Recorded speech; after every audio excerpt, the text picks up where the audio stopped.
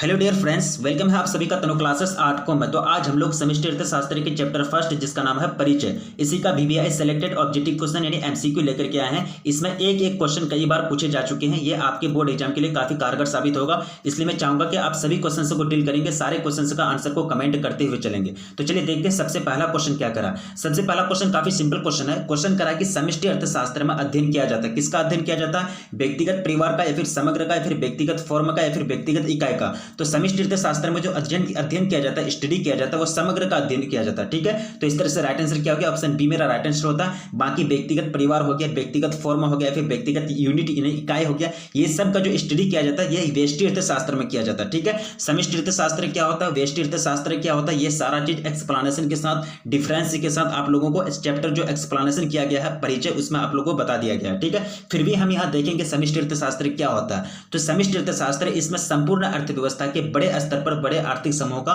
व्यवहार का अध्ययन किया जाता है, उसके बारे में विश्लेषण किया जाता है, स्टडी किया जाता है। जैसे कि एनआई जिसको नेशनल इनकम कहते हैं, राष्ट्रीय आय का जो अध्ययन किया जाता है वो समष्टि अर्थशास्त्र के अंतर्गत किया जाता है।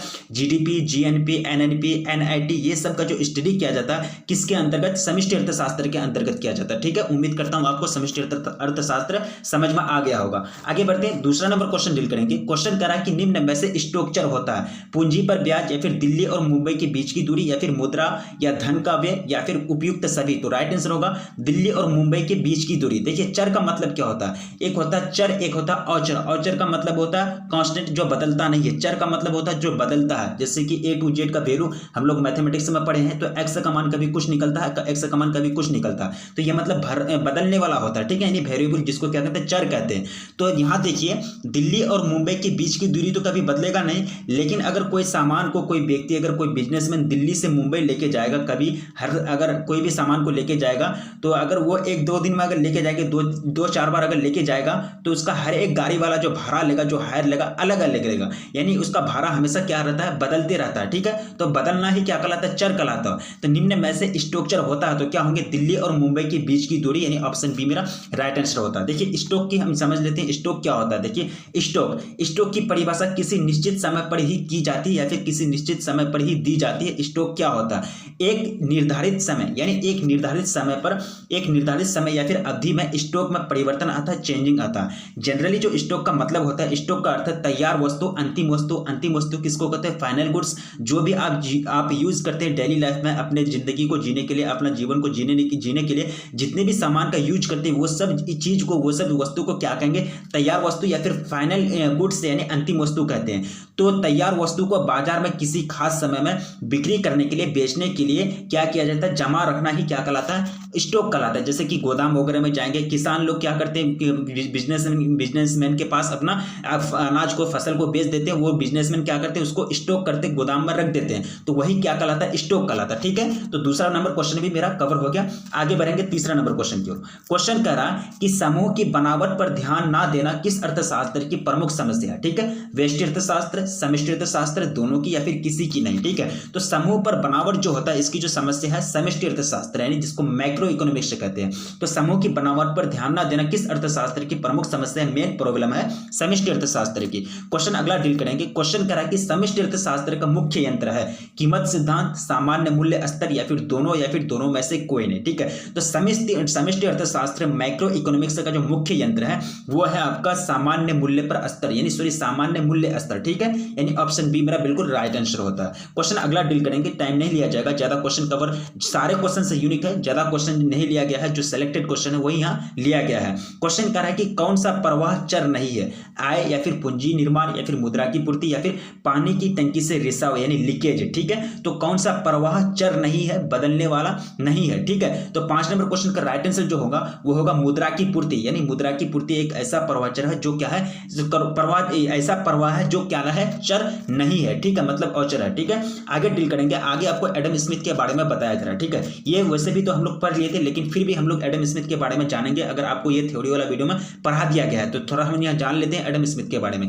एडम स्मिथ, इनको आधुनिक अर्थशास्त्र के जनक माने जाते हैं, यानी फादर ऑफ मॉडर्न फादर माने जाते हैं इकोनॉमिक्स के। इन्होंने दार्शनिक शास्त्र में प्रशिक्षण भी प्राप्त किया था, यानी दार्शनिक जो होता है, दार्शनिक शास्त्र में उन्होंने ट्रेनिंग भी ली थी। और निवासी कहाँ के थे? स्कॉटलैंड के निवासी थे। और व्यवसाय इनका क्या था? प्रोफेसर थे। ये कौन सा यूनिवर्सिटी यूनिवर्सिटी में, ग्लासगो यूनिवर्सिटी में क्या थे, प्रोफेसर थे। एडम स्मिथ से पहले जो फ्रांस के फिजियोक्रेट्स थे वो राजनीतिक अर्थशास्त्र के महान विचारक माने जाते थे या फिर महान विचारक थे।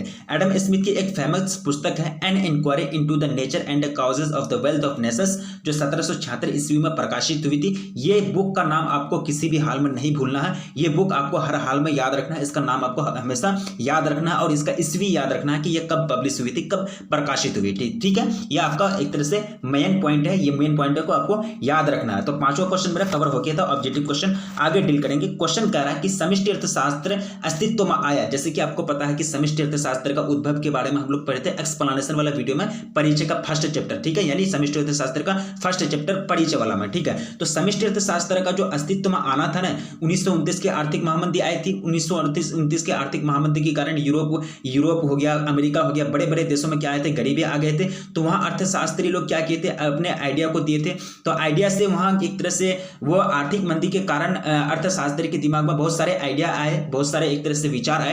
तो उसी के बाद क्या हुआ था, समष्टि अर्थशास्त्र अस्तित्व में आया था। उसी के बाद समष्टि अर्थशास्त्र का एक तरह से उद्भव हुआ था। तो 1929 की आर्थिक महामंदी के बाद तो क्या हो जाएगी, 1929 के आर्थिक महामंदी के बाद यानी समष्टि अर्थशास्त्र अस्तित्व में आया, अपना वजूद में आया। ठीक है, तो छठा नंबर क्वेश्चन मेरा कवर हो गया।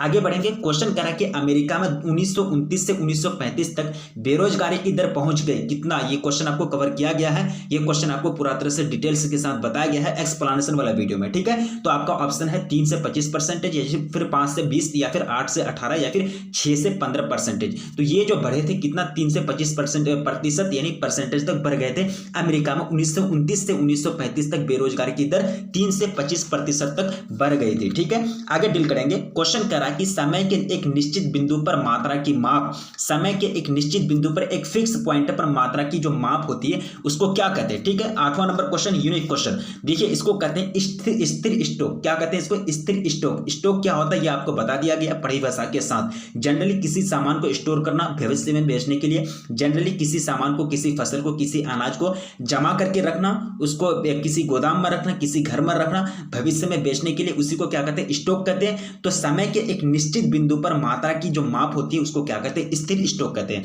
यानी 8वां नंबर क्वेश्चन का राइट आंसर क्या हो गया, ऑप्शन सी मेरा राइट आंसर होता।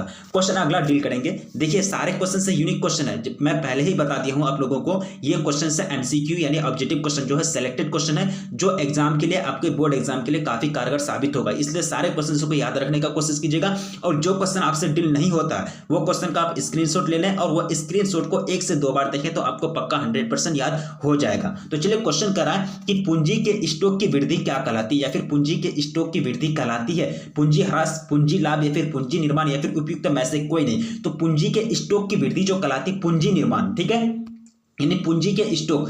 स्टॉक का मतलब क्या होता है, कोई भी अनाज किस स्टॉक का मतलब तो आप समझ लिए। तो पूंजी के स्टॉक यानी पूंजी को ही, यानी पैसा को ही जमा करके रखता है। तो इसका जो वृद्धि होता है, ये जो बढ़ता है, तो क्या होता है, किसी चीज का तो निर्माण होता होगा ना, पूंजी घटेगा तो नहीं, पूंजी लाभ तो नहीं होगा, तो पूंजी का ही निर्माण होता है। यानी पूंजी को स्टॉक करके रखने से, उसका इस स्टॉक में वृद्धि होने से, बढ़ोतरी होने से, तो क्या होता है, पूंजी का निर्माण होता है। ठीक है, यानी कैपिटल क्या होता है, क्रिएट होता है। इस तरह से 9 नंबर क्वेश्चन मेरा कवर हो गया, ऑप्शन सी मेरा राइट आंसर होता है। देखिए, आपको ये हर हाल में नहीं भूलना है। यहां आप लोगों को व्यष्टि अर्थशास्त्र और समष्टि अर्थशास्त्र में बहुत सारे लोगों का अभी भी कंफ्यूजन है।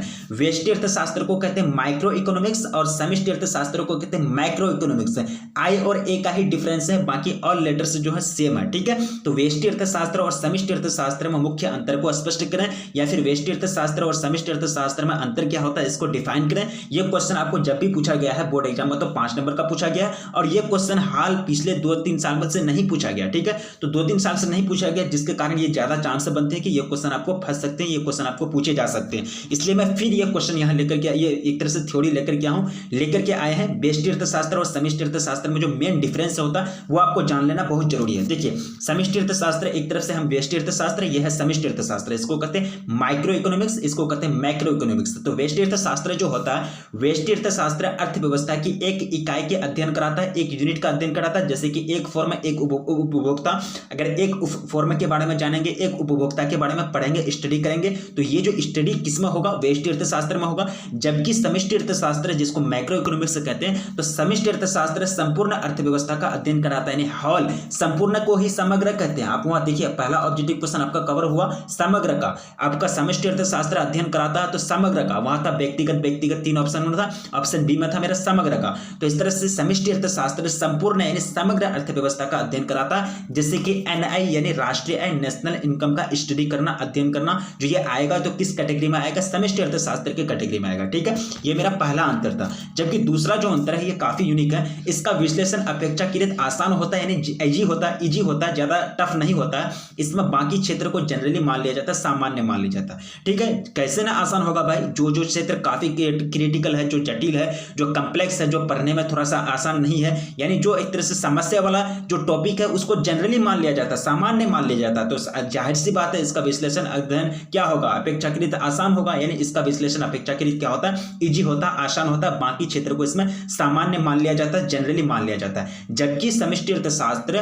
का विश्लेषण एक जटिल प्रक्रिया है। ठीक है, यहाँ जटिल छूट गया है, यह जटिल होगा, तो एक जटिल प्रक्रिया है, क्योंकि इसमें बड़े पैमाने पर एनआई हो गया, जीडीपी हो गया, जीएनपी हो गया, एनएनपी हो गया, एनआईटी हो गया, ये सब के बारे में पूरा तरह से स्टडी किया जाता है, गहरे एक तरह से मेन पॉइंट के साथ, मेन फोकस के साथ इसमें अध्ययन किया जाता है समष्टि अर्थशास्त्र में। देखिए इसकी जो सबसे बड़ी समस्या है यानी व्यष्टि अर्थशास्त्र की, इसकी समस्या कीमत निर्धारण, यहाँ कर दिया समस्या होगा, इसकी समस्या इसकी केंद्रीय समस्या यानी जो मेन पॉइंट है, यानी सेंट्रल प्रॉब्लम जो है केंद्रीय समस्या कीमत का निर्धारण, यानी किसी भी सर्विस का, किसी भी गुड्स का, किसी भी सेवा यानी वस्तु या फिर सेवा का कीमत कैसा निर्धारण किया जाए, कितना कीमत लगाया जाए, कितना दाम दिया जाए, कितना दाम लगाया जाए, ये जो प्रॉब्लम है ये बहुत बड़ा प्रॉब्लम है। ये प्रॉब्लम किसका है, व्यष्टि अर्थशास्त्र का। जबकि समष्टि अर्थशास्त्र का प्रॉब्लम कुछ और ही है। तो समष्टि अर्थशास्त्र का मुख्य जो प्रॉब्लम है, मुख्य जो समस्या है, रोजगार और उत्पादन का निर्धारण करना। जबकि समष्टि अर्थशास्त्र ये दिमाग लगाता है कि रोजगार का उत्पादन कैसे किया जाए, कैसे गरीबी को दूर किया जाए, कैसे उत्पादन को बढ़ाया जाए, यानी कैसे बड़े बड़े वस्तुओं का निर्माण किया जाए, कैसे मतलब बड़े बड़े चीज पर यानी बड़े स्तर पर बड़े वस्तुओं का निर्माण किया जाए, उसको क्रिएशन किया जाए। ठीक है, तो ये मेन समस्या होता है समष्टि अर्थशास्त्र का। यह पूर्ण रोजगार पर यह पूर्ण रोजगार की मान्यता पर आधारित है। कौन है, व्यष्टि अर्थशास्त्र।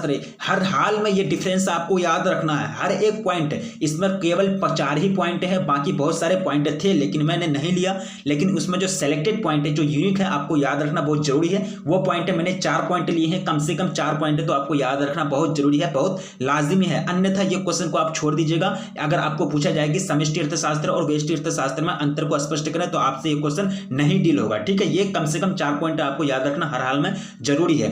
क्या होता है, ये पूर्ण रोजगार की मान्यता पर आधारित है व्यष्टि अर्थशास्त्र, और समष्टि अर्थशास्त्र क्या होता है, यह अपूर्ण रोजगार की मान्यता पर आधारित है। यह पूर्ण रोजगार है, यह अपूर्ण रोजगार की मान्यता पर आधारित है। यह आपका डिफरेंस था। चलिए हम लोग क्या कर रहे थे, ऑब्जेक्टिव क्वेश्चन यानी एमसीक्यू डील कर रहे थे। ठीक है, जो इंपॉर्टेंट है वो कभी भी हाल में नहीं छोड़ना। चलिए 10वां नंबर डील करेंगे। क्वेश्चन करा कि आर्थिक इकाई हो सकते हैं केवल उपभोक्ता, केवल उत्पादक, सरकार, निगम या बैंक या फिर सभी। तो क्या हो जाएंगे 10वां नंबर क्वेश्चन का, ऑप्शन डी मेरा राइट आंसर होगा। मैंने आप लोगों को बता दिया कि आर्थिक एजेंट के बारे में पूरा तरह से आप लोगों को बता दिया गया है, वो थ्योरी वाला वीडियो में, थ्योरी एक्सप्लेनेशन में। आर्थिक एजेंट किसको कहते हैं, यानी ऐसा एजेंट, ऐसा यूनिट जो किसी भी एंगल से, किसी भी दिशा से, किसी भी मतलब फोकस से अगर अर्थव्यवस्था पर असर डालता तो उसको क्या कहते हैं, आर्थिक इकाई यानी आर्थिक एजेंट कहते हैं। तो आर्थिक इकाई या आर्थिक एजेंट वही बात है, यानी आर्थिक इकाई हो सकते हैं, एक उपभोक्ता भी हो सकते हैं, एक उत्पादक यानी प्रोड्यूसर भी हो सकते हैं, सरकार भी हो सकते हैं। सरकार तो अपना नियम ही बनाते हैं, आर्थिक नियम ही बनाते हैं।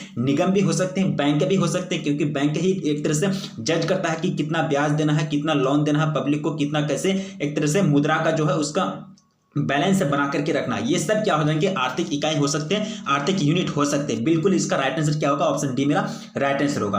आगे डील करेंगे। क्वेश्चन करा कि प्रवाह चर का उदाहरण है मशीनरी का आयात या फिर पूंजी के स्टॉक में परिवर्तन, चावल में उत्पादन या फिर उपयुक्त सभी। प्रवाह चर तो क्या हो जाएंगे, उपयुक्त सभी, यानी मशीनरी का आयात। मशीनरी देखिए, आयात का मतलब क्या होता है, इंपोर्ट, आना। अगर बाहरी देश से कोई भी चीज आता तो मशीनरी का भी आना क्या कहलाएंगे, प्रवाह चर कहलाएंगे। प्रवाह चर का एग्जाम्पल है पूंजी के स्टॉक में परिवर्तन, यानी पूंजी में जो स्टॉक किया जाता है, स्टॉक का मतलब तो आपको परिभाषा यहाँ के साथ बता दिया गया। पूंजी में स्टॉक में परिवर्तन जो भी चेंजिंग आएंगे ये किसका निशान है, डेल का निशान है। डेल जो इंडिकेट करता है वो चेंजिंग को इंडिकेट करता है। चावल का उत्पादन, ये सब क्या है, प्रवाह चर का उदाहरण है, ठीक है। यानी 11वां नंबर क्वेश्चन का बिल्कुल राइट आंसर ऑप्शन डी मेरा राइट आंसर होता है, इसमें कोई शक की बात नहीं है, ठीक है। आगे डील करेंगे। क्वेश्चन करा कि पारिवारिक क्षेत्र कहते हैं हाउस होल्डर सेक्टर। आपको याद होना चाहिए कि हाउस होल्डर सेक्टर के बारे में आपको पढ़ाया गया है पूरा परिभाषा के साथ, पूरा डेफिनेशन के साथ, थ्योरी वाला वीडियो में, थ्योरी एक्सप्लेनेशन में। तो परिवार क्षेत्र कहते हैं किसको कहते हैं, फॉर्मों को कहते हैं, सरकार को कहते हैं, फॉर्म और सरकार के अतिरिक्त दूसरों को कहते हैं, या फिर सभी को कहते हैं। तो फॉर्म और सरकार के अतिरिक्त दूसरों को कहते हैं। देखिए यहाँ आपको थोड़ा सा यूनिक क्वेश्चन पूछा गया, तो ये क्या हो जाएंगे, सभी, फॉर्म और सरकार को, और फॉर्म और सरकार के अतिरिक्त दूसरों को। तो राइट आंसर क्या होगा, तीनों के तीनों होंगे, यानी ऑप्शन ए बी सी मेरा राइट आंसर होंगे। परिवार क्षेत्र कहते हैं फॉर्म, सरकार, और फॉर्म और सरकार के अतिरिक्त दूसरों को भी कहते हैं, यानी ऑप्शन डी मेरा राइट आंसर होता है 12वां नंबर क्वेश्चन का। आगे डील करेंगे। क्वेश्चन पूछा गया है कि महामंदी किस वर्ष आई। ये क्वेश्चन आपको किसी भी हाल में नहीं बोलना, पूरा अर्थव्यवस्था, पूरा परिचय चैप्टर पढ़ लिए और हमको याद ही नहीं कि महामंदी जो आई थी वो कब आई थी, ये याद होना बहुत आवश्यक है, बहुत जरूरी है। कब आई थी, 1929 में। तभी ने समष्टि अर्थशास्त्र का एक तरह से उद्भव हुआ था, समष्टि अर्थशास्त्र अपना वजूद में आया था इसी के बाद। तो 13वां नंबर मेरा क्वेश्चन राइट आंसर क्या हो गया, ऑप्शन सी मेरा राइट आंसर होता है 13वां नंबर क्वेश्चन का। आगे डील करेंगे कि यहां देखिए हम लोग थ्योरी में पढ़े थे 1929 ईस्वी के आर्थिक महामंदी के कारण यूरोप और उत्तरी अमेरिका के देशों में भारी गरीबी छा गई, जिसका असर पूरी दुनिया के देशों पर पड़ा था, पूरी दुनिया के दूसरे देशों पर पड़ा था। जब अमीर ही गरीब हो जाए तो गरीब का क्या होगा, तो जब अमीर ही गरीब हो जाए तो गरीब का क्या होगा। 1929 में आर्थिक महामंदी के कारण यूरोप अमेरिका इतना अमीर था, इतना पैसा था, इतना धन था वो लोग के पास, उन लोग का वहां गरीबी छा गया, तो दूसरे देश में क्या होंगे, वहां भी और भी गरीबी छा जाएंगे, जिसके कारण पूरी दुनिया पर असर पड़ गया था, ठीक है, 1929 की आर्थिक महामंदी के कारण। चलिए 14वां नंबर क्वेश्चन डील करेंगे। क्वेश्चन करा कि निम्नलिखित में से कौन स्टॉक है, ठीक है। 4 ऑप्शन आपके सामने रखा गया है, संपत्ति या फिर 4 ऑप्शन आपके सामने रखा गया, संपत्ति, बचत, निर्यात या फिर लाभ। 4 ऑप्शन है, इसका राइट आंसर क्या हो जाएंगे, संपत्ति, यानी ऑप्शन ए मेरा राइट आंसर होता है। 14 नंबर क्वेश्चन का बिल्कुल राइट आंसर क्या हो गया, ऑप्शन ए मेरा राइट आंसर होता है। आगे बढ़ेंगे 15 नंबर क्वेश्चन की ओर। थोड़ा सा यूनिक एक तरह से वीडियो बनाने में थोड़ा सा काफी परेशानी हो रही है, देखिए थोड़ा सा अपने आप जो है ड्यूरेटर ऑन ऑफ होने लगता है, ठीक है। क्वेश्चन देखिए, अर्थव्यवस्था के विभिन्न क्षेत्रों में वस्तुओं और सेवाओं के प्रवाह को क्या कहते हैं, ठीक है। वास्तविक प्रवाह, चक्रीय प्रवाह, या फिर मौद्रिक प्रवाह, या फिर स्टॉक प्रवाह, क्या कहते हैं, इसको कहते हैं रियल फ्लो, यानी वास्तविक प्रवाह कहते हैं। यानी अर्थव्यवस्था के विभिन्न क्षेत्रों में, अलग अलग क्षेत्र में, अलग अलग सेक्टर में वस्तु और सेवा यानी गुड्स एंड सर्विसेज के जो फ्लो कहते हैं उसको क्या कहेंगे, वास्तविक प्रवाह कहेंगे, ठीक है। यानी 15 नंबर क्वेश्चन का राइट आंसर ऑप्शन ए मेरा राइट आंसर होता है। आगे डील करेंगे। क्वेश्चन करा कि उत्पादक क्षेत्र पूर्ति के लिए परिवार किस क्षेत्र पर निर्भर करता है। उत्पादक क्षेत्र पूर्ति के लिए परिवार किस क्षेत्र पर निर्भर करता है, वस्तु और सेवाओं की पूर्ति, या फिर उत्पादन के साधनों की पूर्ति, या फिर दोनों ए और बी, या फिर इनमें से कोई नहीं। 4 ऑप्शन आपके सामने रखा गया, यूनिक क्वेश्चन है, इसका राइट आंसर क्या हो गया, उत्पादन के साधनों की पूर्ति, यानी उत्पादक क्षेत्र पूर्ति के लिए परिवार किस क्षेत्र पर निर्भर करता है, तो उत्पादन के साधनों की पूर्ति पर निर्भर करता, डिपेंडेंट होता है, ठीक है। आगे डील करेंगे। क्वेश्चन करा कि मौद्रिक प्रवाह से परस्पर संबंधित है। मौद्रिक प्रवाह से परस्पर कौन संबंधित है, मौद्रिक प्रवाह, वास्तविक प्रवाह, चक्रीय प्रवाह, फिर स्टॉक प्रवाह। तो ये जो संबंधित है ये वास्तविक प्रवाह यानी रियल फ्लो, यानी मौद्रिक प्रवाह से परस्पर इसका संबंध होता है, यानी एक तरह से ये एक दूसरे के पूरक होते हैं, ये दोनों के बीच रिलेशनशिप पाए जाते हैं, ठीक है। मौद्रिक प्रवाह से परस्पर संबंधित वास्तविक प्रवाह है, ठीक है। यानी 17 नंबर क्वेश्चन का राइट आंसर ऑप्शन बी मेरा राइट आंसर होता है। आगे डील करेंगे। क्वेश्चन करा कि समष्टि अर्थशास्त्र का मुख्य यंत्र, समष्टि अर्थशास्त्र का जो मुख्य यंत्र वो क्या है, कीमत विश्लेषण, या फिर राष्ट्रीय आय विश्लेषण, या फिर कीमत एवं राष्ट्रीय आय विश्लेषण, या फिर सभी। कीमत विश्लेषण यानी कीमत का निर्धारण, जैसे आप लोगों को अभी जस्ट बताया मैंने कि कीमत का निर्धारण एक तरह से जो है ये किसका समस्या है, केंद्रीय समस्या, यानी व्यष्टि अर्थशास्त्र का केंद्रीय समस्या, ठीक है। तो क्या होगा, ऑप्शन ए तो बिल्कुल राइट आंसर नहीं होगा मेरा। वहां आपको एग्जाम्पल के साथ बताया गया था समष्टि अर्थशास्त्र में जो अध्ययन किया जाता है, एनआई का अध्ययन किया जाता है, तो यहाँ आपका एनआई दिया हुआ है, यानी नेशनल इनकम, राष्ट्रीय आय, यानी राष्ट्रीय आय का विश्लेषण अध्ययन जो होता है वह समष्टि अर्थशास्त्र में होता है। तो समष्टि अर्थशास्त्र का मुख्य यंत्र क्या हो जाएंगे, राष्ट्रीय आय का विश्लेषण, यानी एनआई के बारे में जानना, नेशनल इनकम के बारे में स्टडी करना, क्या हो जाएंगे, एक तरह से अर्थशास्त्र का, समष्टि अर्थशास्त्र का मुख्य यंत्र हो जाएंगे, ठीक है। यानी 18 नंबर क्वेश्चन का राइट आंसर बिल्कुल मेरा क्या होगा, ऑप्शन बी मेरा राइट आंसर होता है। क्वेश्चन कह रहा है कि किन्स ने किस विचारधारा का विकास किया, यानी किस विचारधारा को डेवलप किया, वेष्टि या फिर समष्टि या फिर उपयुक्त दोनों या फिर इनमें से कोई नहीं। देखिए किन्स साहब का पूरा नाम क्या है, जॉन मेनार्ड किन्स। आप लोगों को थ्योरी में बता दिया गया है जॉन मेनार्ड किन्स साहब के बारे में। तो और ये जो एक तरह से बुक लिखे थे 1936 में, कौन सा बुक लिखे थे, द जनरल ऑफ एम्प्लॉयमेंट। आपको बुक का नाम याद होना चाहिए। 1936 में एक बुक प्रकाशित किए थे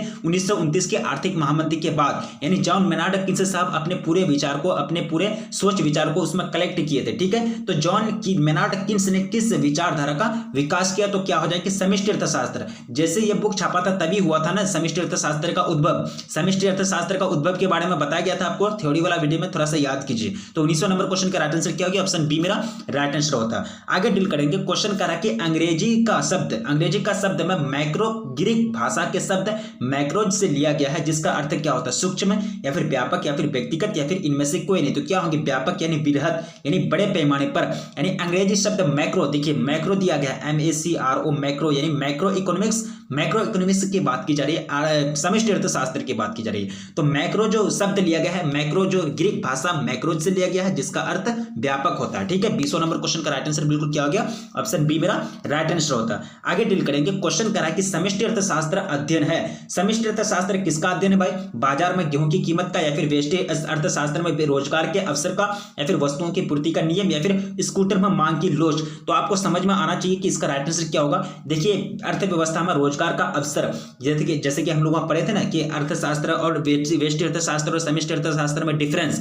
तो समष्टि अर्थशास्त्र का जो मेन प्रॉब्लम था वो रोजगार को कैसे उत्पादन किया जाए, रोजगार को कैसे बढ़ाया जाए, यानी रोजगार और उत्पादन का निर्धारण करना, ये क्या था, समष्टि अर्थशास्त्र का प्रॉब्लम था, एक तरह से उनका ये समस्या था। तो समष्टि अर्थशास्त्र अध्ययन है, तो किसका अध्ययन है भाई, व्यष्टि अर्थव्यवस्था में या फिर अर्थशास्त्र में रोजगार के अवसर का निर्धारण करना। तो रोजगार के अवसर का यानी अर्थव्यवस्था में रोजगार के अवसर का समष्टि अर्थशास्त्र का अध्ययन है। ये अध्ययन का एक तरह से प्रॉब्लम है, या फिर उसका क्या कहलाएंगे, उसका एक तरह से अध्ययन कहलाएंगे। ठीक है, यानी 21 नंबर क्वेश्चन का राइट आंसर ऑप्शन बी मेरा राइट आंसर होता है। आगे करेंगे 22 नंबर क्वेश्चन डील करेंगे। क्वेश्चन कह रहा है कि सामान्य कीमत स्तर का अध्ययन किया जाता है व्यष्टि अर्थशास्त्र में, समष्टि दोनों, या फिर इनमें से कोई नहीं। जनरली जो अध्ययन किया जाता है वो किया जाता है समष्टि अर्थशास्त्र में, यानी सामान्य कीमत स्तर का अध्ययन किसमें किया जाता है, समष्टि अर्थशास्त्र में किया जाता है। लेकिन जो एक तरह से वस्तु या फिर सेवा का जो कीमत का निर्धारण किया जाता है वो व्यष्टि अर्थशास्त्र में किया जाता है। लेकिन सामान्य